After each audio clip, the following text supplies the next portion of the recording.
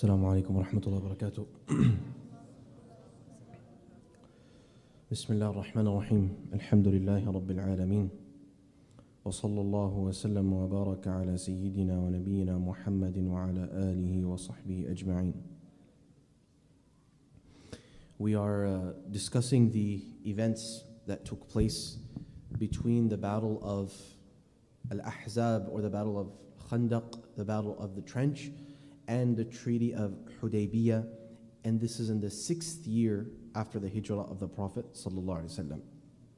In our last session, we covered some of these events, most of them being expeditions numbering between 12 and 14, around 12 to 14 of these that took place in this time period of a few months. And we covered some of them. We're not going through all of them, only the ones that have pertinent lessons that we can benefit from, because some of them are for advanced students or scholars, those that wish to do a deep dive and understand every one of them. But we selected a few, and we're going to wrap that up, inshaAllah ta'ala, today. And so the general theme of this period that the Prophet ﷺ is seeking to enforce is that he's dealing with those that are threats to Medina, or those that have harmed the Muslims, and now revenge is being taken upon them.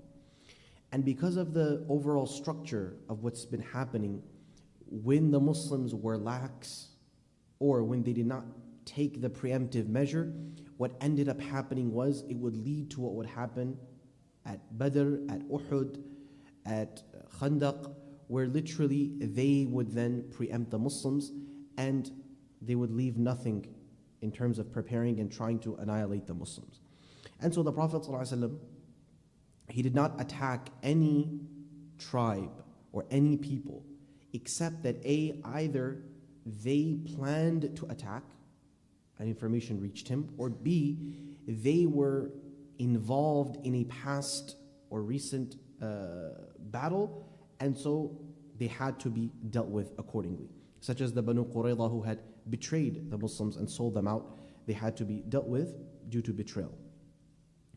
And so the next of these expeditions is the expedition of Abdullah ibn Atiq, with a kaf, not qaf, Atiq, Abdullah ibn Atiq. And this is one of the most controversial ones. We've already done the assassination of Ka'b bin al-Ashraf some while ago, so we've covered most of it there, but this is a similar situation, although it's not that problematic if you really think about it. If you take it at surface level, if you hear it on tidbits, it could be used like that, but that's not really the case. This man, Salam ibn Abi al-Huqayq, this is the man who was, the Prophet ﷺ sent the companions to assassinate. His name was Salam ibn Abi al-Huqayq, and he was called Abu Rafi'. That was his kunya, Abu Rafi'. And he was, this man, Salam ibn Abi al-Huqayq, the reason he was targeted, and this is usually the context that's missing, was he was one of the masterminds behind the Battle of Al-Ahzab. And so along with some of the leaders of Banu Nadir who planned it, he was the primary person to finance everything. So the tribe of Ghatafan that was hired, mercenaries that were hired to fight the Muslims, nearly all of that was covered by this man. And so you can understand this is a person who's financing, who's providing the means for the destruction of the Muslims. And so obviously this person is a criminal. This person is someone who has literally instigated a war, funded a war, and so he has to be dealt with accordingly. And the Prophet ﷺ, when he was tackling one by one all of these tribes or these individuals that were guilty culprits and criminals, of them this man came up. And it's very interesting how he came up, because when he came up, the Khazraj, they said, Ya Rasulullah, let us handle this man. And this is an interesting phenomenon that you find in the Seerah, where you find the Khazraj and the Aus, the two tribes of the Ansar, they often race and compete in order to be from those who go ahead and do the good thing. They want to be the one to get there first. And literally, here in this, when this is being discussed, both of them, they began to discuss amongst themselves. افتخر الحيان الأوس والخزرج, as Jabir ibn Abdullah says, that the Aus and Khazraj, they almost began to argue. This is a playful arguing. It's not a harsh arguing. It's not a fight. It's how Allah says, أولئك يسارعون في الخيرات وفي ذلك فليتنافس المتنافسون. These are people who compete. It's a friendly competition. And so the Aus said, look, we are the ones that have the right to be sent for this. Because Sa'ad ibn Mu'adh, اهتز له عرش الرحمن. Sa'ad ibn Mu'adh, their leader, had just died. He was the one that the Prophet ﷺ said that the arsh of Allah shook for his death. So he's from us. And Hamzah, who had passed away in the battle of Uhud, the angels washed him themselves. The Prophet said the angels are washing Hamzah. He was from amongst us. And the Khazraj, they said, look, the best of the Qurra are from amongst us. Ubay ibn Ka'ab, and Mu'adh ibn Jabal, and Zayd ibn Thabit. These were the people that the Prophet ﷺ said, if you want to learn the Quran, learn from these people. أقرأكم Ubay ibn Ka'ab, that the most learned in the Quran, in the recitation of the Quran, is Ubay ibn Ka'ab. Mu'adh ibn Jabal. These were people whom the Prophet ﷺ used to ask to recite. And so, obviously, the Prophet ﷺ wanting to listen the Quran from them, literally, this is a sign of their status. And in any case, the Khazraj were given to them, and the Prophet ﷺ, he appointed it to the Khazraj, and he made Abdullah bin Atiq their leader, and a total of 6 people were sent. Abdullah bin Utbah, Mas'ud ibn Sinan, Abdullah ibn Unais, Abu Qadada, and Al-Khuza'i ibn Aswad. Now, this group here, it's not actually any random people. From them, Abdullah bin Unais is a very senior companion. And there's actually a lesson here to take, because Abdullah bin Unais could have said, I should be in charge. And the reason Imam al-Nawawi rahimahullah, he mentions that whenever the companions would leave, they would appoint an amir, a leader, someone who's responsible for the thing, for the travel and journey. It could be a journey, it could be a travel, it could be an expedition, a military expedition. In any case, someone used to be appointed, that this person is the leader, because if you don't have a leader appointed, there's going to be chaos. So one person has to be appointed. So Abdullah bin Atiq is younger, he's less experienced, and Abdullah bin Unais, he's older, he has more virtue, because from the days of Aqaba, the first pledge of the Ansar, he has been involved with the Prophet ﷺ. He was at Badr, he was at Uhud. Obviously, he is more senior, more experienced. But one of the things we find throughout the seerah is that just because you're older, or just because you're more senior, or just because you have more experience, it doesn't mean you're always appointed to lead. And so others that are younger, that are less inexperienced, as long as they also have qualities to lead, the Prophet ﷺ would appoint them. And so Abdullah bin Unais, he happily is serving and going along with this. And he sent them there, and he gave them very clear instructions. Ibn Ishaq says, نَهَاهُمْ أَنْ يَقْتُلُوا وَلِيدًا أَوْ إِمْرَأً, that they were prohibited, that you can't kill a woman, you can't kill a child.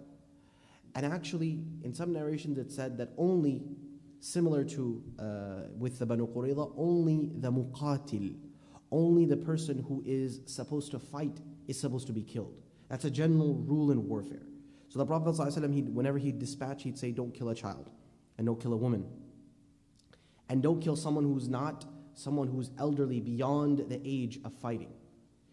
And the only reason why non-combatants aren't mentioned from men is because generally, the general rule was all men that are adults are combatants by default. That's how armies were formed. It was not that you had part of the army that is combatants and part of the army that doesn't. All of the men that are able-bodied and that are of age, they fight. So they are by default the army of the people. But he specifically said, don't kill a woman, don't kill a child. You're only supposed to kill the person that has committed all of this, and that as a response is supposed to be dealt with due to his betrayal and his constant financing of the war. And so they reached Khaybar. But Khaybar is, as we'll come to in some time, Khaybar is a very complicated area, because the Jews had built Khaybar very well. fascinating architecture they had built. And the forts of Khaybar were literally the best forts. The forts in Medina were nothing compared to Khaybar. And so when they arrived there and they found these large walls and this fortress that they haven't seen, and some of you probably have seen or have known, if you've seen historical videos or historical kind of animations, you'll see that there's these huge doors that are there to the city. And once nightfall comes in, those doors are locked.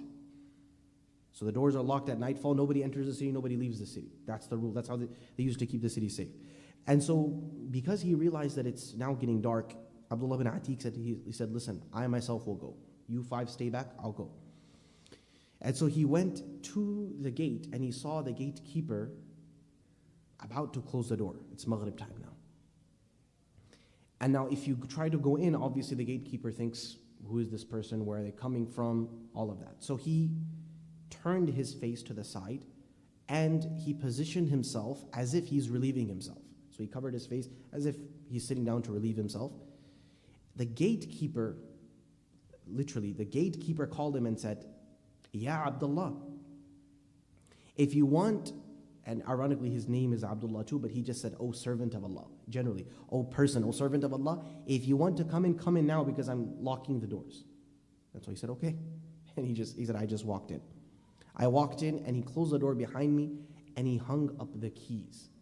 And so I waited until he left. And then I took the keys. And then I unlocked the gate just enough to let his companions in.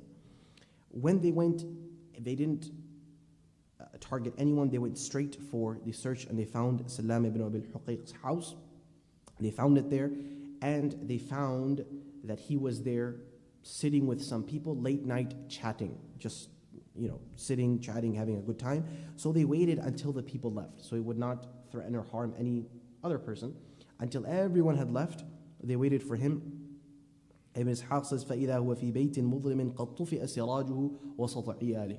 That when everyone was asleep, lamps were put out, and it was just him and his family. Then he entered, and he said, in order to make sure, because you can't kill someone else. So he said, Ya Aba Rafi'. He called him out. And so obviously, he got scared and he said, Man hada, who is this? This is someone that knows me, Abu Rafi'. So he went and he said he struck him and he thought that he finished him off, but he didn't. And so he said, I left.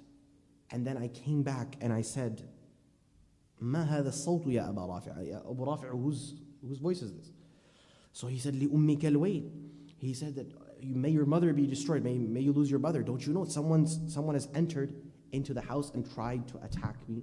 And so he said, I realized this is the person, and so I finished him off. And his wife screamed, and I went to kill her, but then I remembered what the Prophet ﷺ told me, that he said, you can't kill a woman, you can't kill a child, so I stopped. And I simply closed the door and I ran as fast as I could. And so I ran, closing each door behind me until I found a way out of the house. But because of, you can imagine how tall the house must be, and he's one of the leaders of the Banu Nadir, the people of Khaybar. And so obviously, this is going to be difficult. So he said, I jumped, and when I jumped, my leg fell down. And so my leg broke. When I fell down, my leg broke. And I tried to tie my leg, and I managed to get myself up.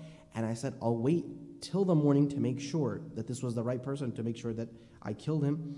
And he said that when the rooster called out in the morning, and the na'i, the person who stands and says that XYZ has passed away, he said that Abu Rafi' has passed away, the Tajir of Ahlul Hijaz, the legendary businessman of Ahlul Hijaz. He said, then I said, now I've completed, and so I went back.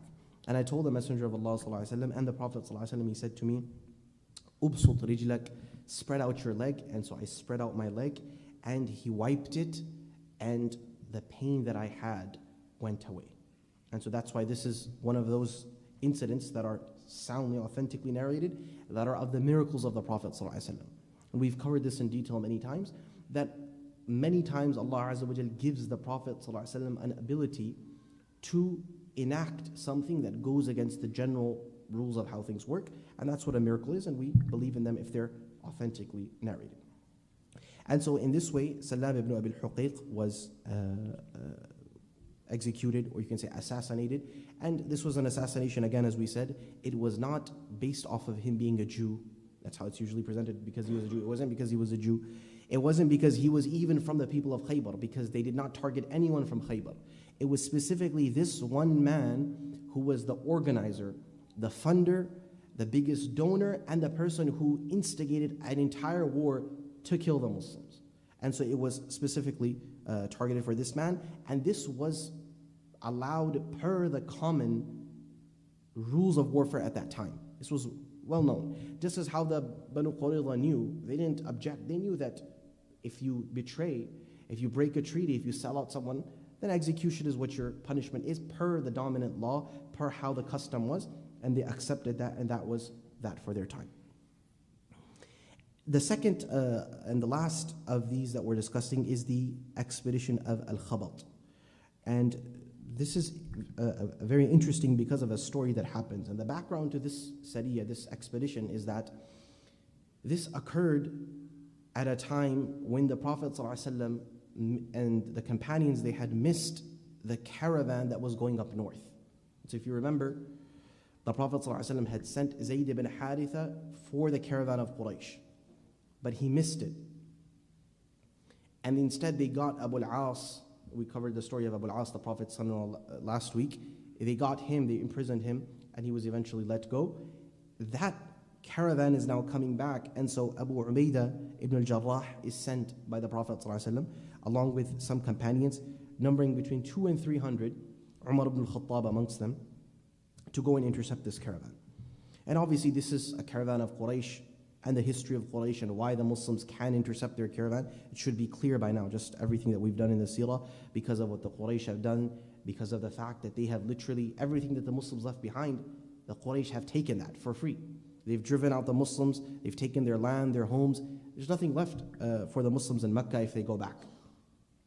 And so Abu Ubaidah says, we set out, and they missed the caravan, they didn't meet the caravan, but because it was such a long distance, they were sent all the way to the coast, which is modern day in Saudi Arabia. It's the city of Yanbu in modern day Saudi Arabia, which is almost near the sea. He said, we began to run out of food, and there was not much food left for us. And so Abu Ubaidah said, give me your food, and we'll make a set amount that's divided amongst everyone. So we all gave our food, and every day we'd divide and we'd eat our food. And then he said, after some days our food finished. And so Qais ibn Sa'ad ibn Ubadah, Sa'ad ibn Ubadah is the leader of the Khazraj, his son Qais was with us. He said that now that food is finished, let me see, there's a tribe here by the name of Banu Juhayna, let me see, maybe I can convince, maybe I can try and make a deal with them. So he told them that I'll sell you X amount of dates from Medina, you know my father's gardens, if you give us certain camels. So he bought maybe 4 or 5 camels, and so they used to slaughter 1 camel or 2 camels, and they ate for a day or 2 or 3 until there was nothing left. And obviously they're waiting, they can't go back, it's a journey of weeks. So he said the only thing, one day we woke up and the only thing left was dates. And so there was, when we calculated, there was only 1 date per person. So Abu Ubaidah ibn al-Jarrah, radiallahu anhu, he told us, our Amir, he said that everybody, this date is your last date. Do what you want with it. So he said we'd take the date and we'd keep it in our mouth and we'd suck it like a child. We'd suck it like a child. We wouldn't swallow it, and we'd drink water over it so that something from the date, for flavor, for nutrition, whatever is possible from that, it goes in with water. Until we did that for 3 days, not eating anything until we were weakened, and until we thought that there would be no way out of this, until one day when we reached the coast, and lo and behold, on the coast we saw a large whale the likes of which we haven't seen, a large fish. And this was called al-ambar. And I tried to look for what exactly is it in today's thing. It's hard to tell, but it was obviously an insanely large whale or a large fish. Can't say for certain. And they found this dead on the beach, on the coast, literally. And so he said, Abu Ubaidah said, this is dead. And so, can we eat dead meat? Who knows? If meat is not slaughtered, can you eat meat? Yes or no? This is an easy question. Can you eat meat if it's not slaughtered? Fish, yes. You don't have to slaughter fish. In case you were worried, you don't have to slaughter your fish. Your fish, you just eat it. But they don't know that. So they said, well, we have to slaughter the fish. Everything has to be slaughtered, so it has to be slaughtered as well. So they argued amongst themselves until Abu Ubaidah said, no, the line of argument he had is, he said, we've been sent by the Messenger of Allah sallallahu alaihi wasallam. وَقَدْ اضْطُرِرْتُمْ فَكُلُوا. We're forced, we don't have anything to eat, so eat. So we said, okay, fine. Our leader has said, so we ate. And he said, we were so starved, we ate for 18 days. You can imagine. 18 days, حَتَّى سَمِنَّا, until literally we felt that we were getting fatter because of how much we're eating. Obviously, they've been starved now for weeks. And he said, this whale was something I hadn't seen. Jabir said, لَقَدْ رَأَيْتُنَا نَغْتَرِفُ مِنْ وَقَبِ عَيْنَيْهِ الدُّهْنَ بِالْقِلَالِ. He said, we take jars of this oily substance that was in the eye of this fish. We take jars of it and it wouldn't finish. وَنَقْتَطِعُ مِنْهُ الْقِدَرَ كَقَدْرِ الثَّوْبِ. We'd cut off meat in the size of a bull, and we just keep cutting off meat and cutting off meat and cutting off meat. And he said at one point we were 13 of us, and we could literally sit where the eye was. That's how big it was. 13 of us could fit where the eye was. And so he said we ate, and he even said that one of the bones, that when we took the bone and we made it, several of us grabbed it, and we made a man on a camel who was sitting on a camel go by it, and this bone was still longer than this man. So obviously, if you look up some of the bigger fish, the bigger whales, they're in the tons, 20 tons, 30 tons, 40 tons in weight. Extremely large fish that are there.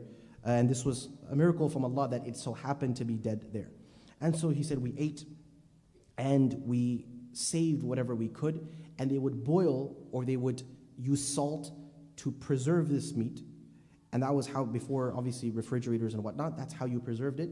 He said we kept it and we preserved it, and we went to Medina and we told the Prophet ﷺ what happened.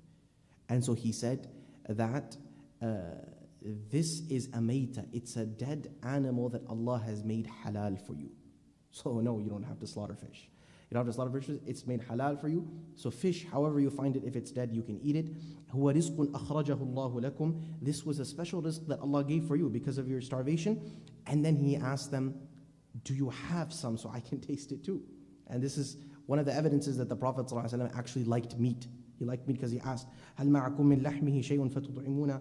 And Jabir said, I saved some for the Prophet ﷺ and I gave it, and the Prophet ﷺ, he ate and he enjoyed it. And so this is an interesting story, because the question of whether or not fish is allowed or not, by the agreement of all scholars, fish is allowed. And you don't have to slaughter it. So anyway, fish is an easy way out. Other forms of seafood are differed upon. And the majority of scholars, they allow other forms of seafood too, and this is one of the evidences they use. They say this was not a fish, and a minority camp says, especially the scholars of Kufa, they held the position that no, only a fish is allowed and other seafood is not allowed. And that is a more cautious opinion, but there's no doubt that the evidences are strong and there's leeway in eating all seafood. And this is what we understand, because the ambar was a mammal, most likely, and it was not a fish. And that's why the majority of the scholars, they say that it is permissible to eat, while the other position is more ahwat, or it's more, you can say, a careful position. This one is more expansive position, but this is where it comes from. And so we learn that for sure fish is without a doubt halal in any form that one finds it. After this incident, the Prophet ﷺ, this was in Ramadan or in Sha'ban of the 6th year after Hijrah, he sees a dream, ﷺ, and he sees a dream that he is going to make Umrah, and he tells his companions that I've seen a dream, and the dream I've seen that we are heading for Umrah, and so make preparations because we are going for Umrah. And obviously this is something very exciting for the companions. They're hearing this after 6 years of being away from Mecca. And inshallah, that's how the Sulh of Hudaybiya begins. We'll cover that inshallah starting next week. Inshallah. Jazakumullah khairah. Today's the last Monday, so we have our prize draw. Inshallah, let's announce our winners before we conclude, inshallah. So just a reminder, this is for those that attended all sessions of the month, 18 and under. So a way to encourage participation, if you came and you checked in with a QR code, then we have a prize for one from the girls and one from the boys. And then we have pizza for everyone, inshallah, downstairs. So tonight's winners. Mu'adh, can we get the prizes? Mu'adh or Amir, if you can please bring up the prizes. Tonight's winner from the sisters' side is Kawthar Uso. Kawthar Uso. Sister Afnan has your gift upstairs, your prize upstairs. And from the boys is Ayman Zuhair. Ayman Zuhair. MashaAllah. Takbir. Takbir. So mashallah, we have an iPad, inshallah, that you can put to good use. And we have this book, it's called The Messenger, Our Teacher, sallallahu alaihi wasallam. This is a groundbreaking work by the late Syrian scholar Shaykh Abdul Fattah Abu Ghudda. It's just recently translated into English. What this work covers is what were the teaching methods of the Prophet sallallahu alaihi wasallam. And so he, in very precision and very detail, he tracks how he used to explain, how he used to teach, how he used to lead. It's a beautiful book for teachers, for students, for everyone really to benefit from. So inshallah, we hope that you to make it of good use. And as a reminder, we have pizza for everyone, inshallah. One last announcement.